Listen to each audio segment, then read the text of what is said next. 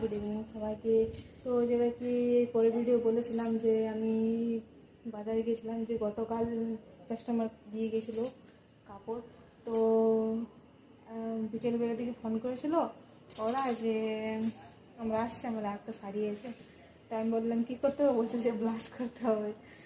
তো দিয়ে এই জাস্ট এখন এসেছিলো, দিয়ে গেছে। তো জানি না মানে আজকে মানে একটা রাতে দুটো ব্লাউজ কমপ্লিট করতে পারবো না, কারণ যে শুধু গতকাল দিয়ে গেছিলো সেই শাড়ির ফলস লাগানো হয়ে গেছে। তো ব্লাউজটা কেটে রেখে নিয়েছি, ওটা কাটা হয়ে গেছে, শুধু সেলাই করতে বাকি আছে। আর দেন এখন যেটা দিয়ে গেছে সেটা কাটবো, তারপর সেলাই করবো।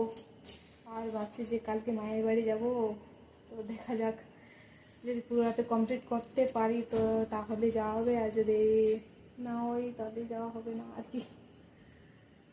তো দেখছি বন্ধুরা, সব তোমাদেরকে যদি হয়ে যায় তো সকালে রিভিউটা দেখাবো।